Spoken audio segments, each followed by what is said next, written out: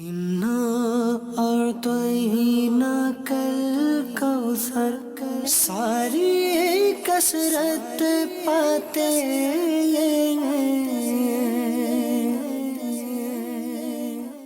الحمد للہ رب العالمین والصلاة والسلام علی سید الانبیاء والمرسلین، اما بعد فاعوذ باللہ من الشیطان الرجیم، بسم اللہ الرحمن الرحیم۔ الصلاة والسلام علیک یا رسول اللہ وعلی آلک واصحابک یا حبیب اللہ۔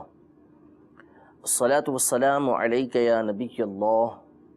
وعلی آلک واصحابک یا نور اللہ۔ مدنی چینل کے ناظرین، الحمدللہ عز و جل سلسلہ ساری کثرت پاتے یہ ہیں میں حاضر ہیں، اور اس سلسلے میں ہم سورۃ الکوثر کی تفسیر کو سننے کی سعادت حاصل کر رہے ہیں۔ بالخصوص اس میں لفظ کوثر جو موجود ہے اس کی تشریح اور توضیح الحمدللہ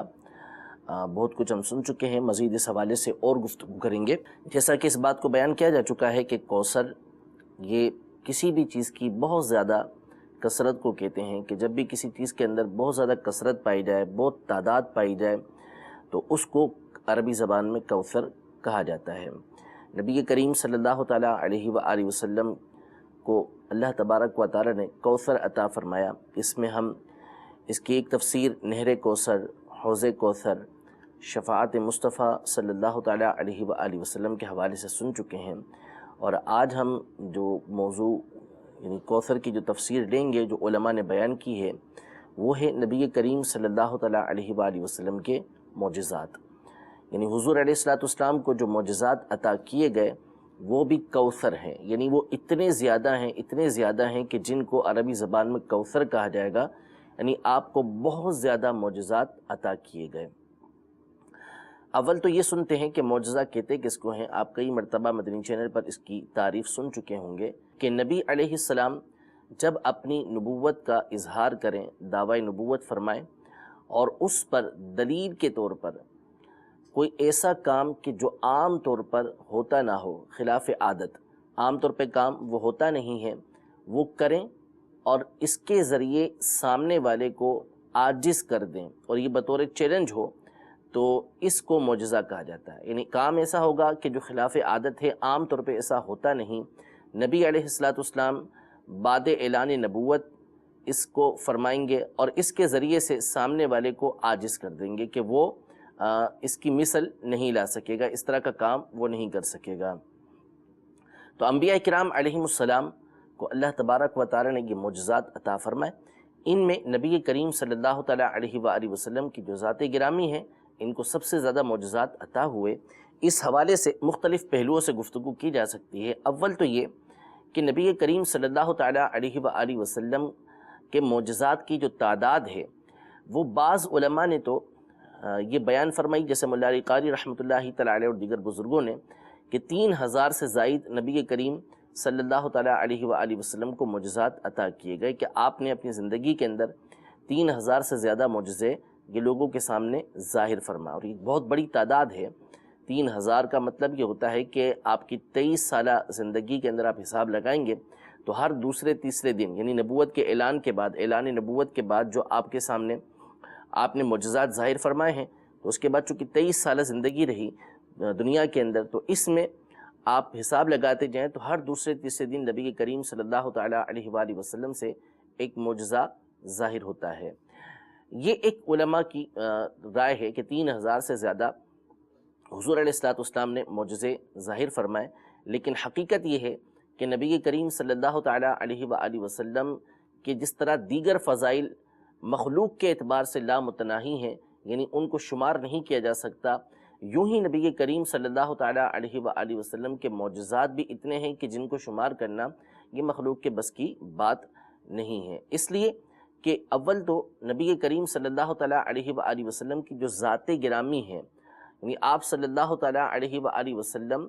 صورت، سیرت، اخلاق، ان تمام کے اعتبار سے سراپا معجزات ہیں۔ قرآن پاک میں اللہ تبارک و تعالی نے ارشاد فرمایا، یا ایہا الناس قد جاءکم برہان من ربکم، اے لوگو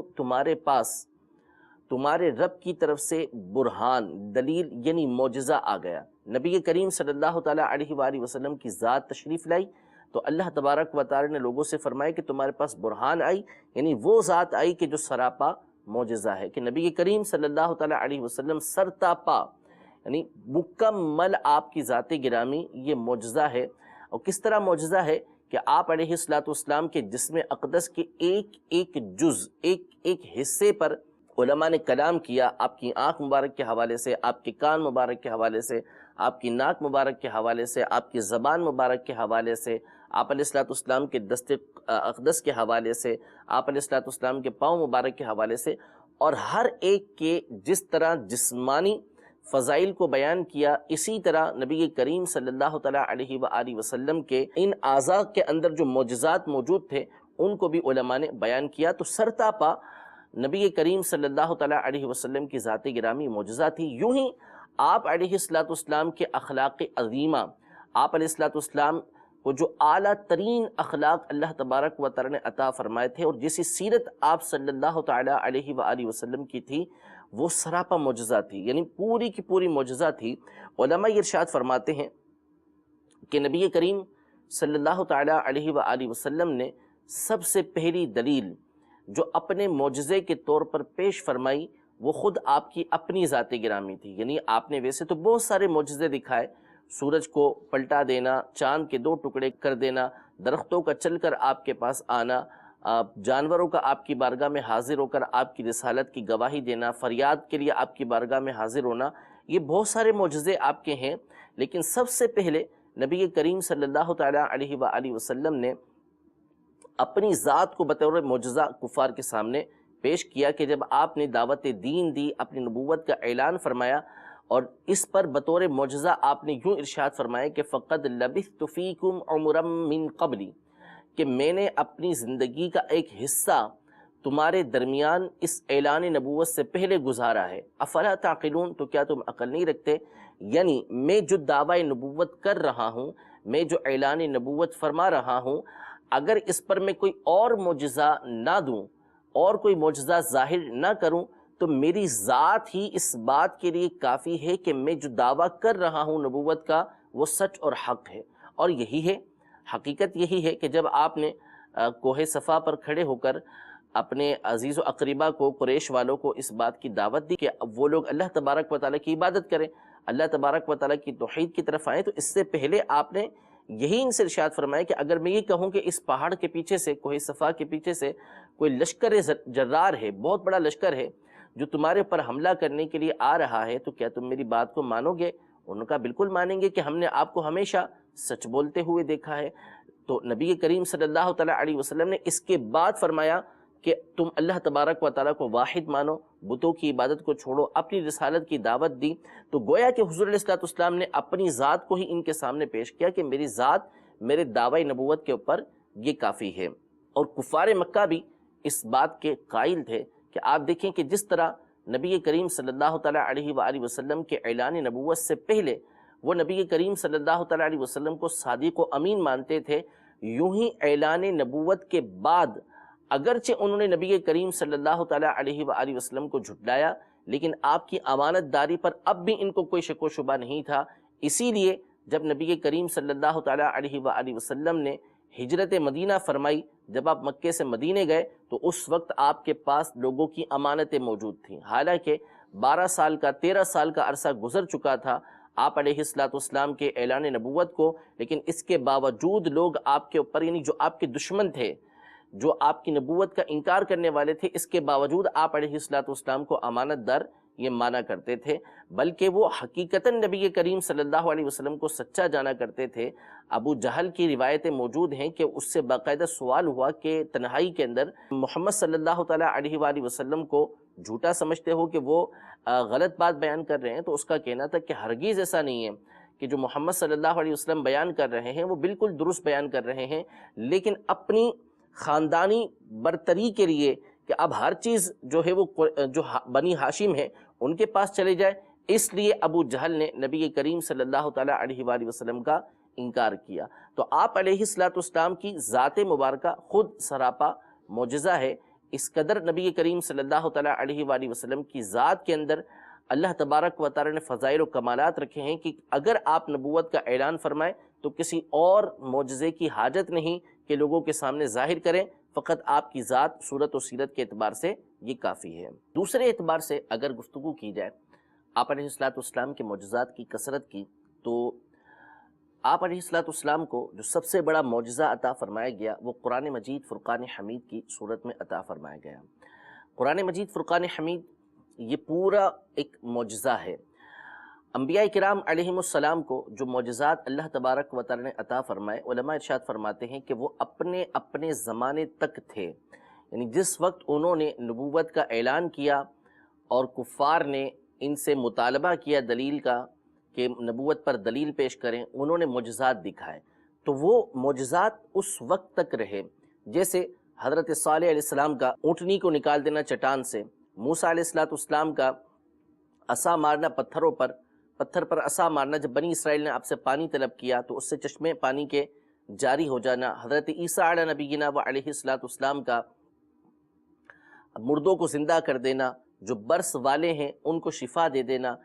جن کی آنکھیں پیدائشی نہیں ہیں ان کو آنکھیں عطا کر دینا، یہ تمام معجزات انبیاء کرام علیہ السلام کو مختلف قسم کے عطا کیے گئے۔ لیکن نبی کریم صلی اللہ تعالیٰ علیہ وآلہ وسلم کو جو معجزہ عطا کیا گیا، آپ کے بھی کئی معجزات وہ ہیں کہ جو آپ کے زمانے تک تھے، مثلا چاند کے 2 ٹکڑے کر دینا یہ اسی زمانے میں ہوا، سورج کو پھیر دینا یہ اسی زمانے کے اندر ہوا،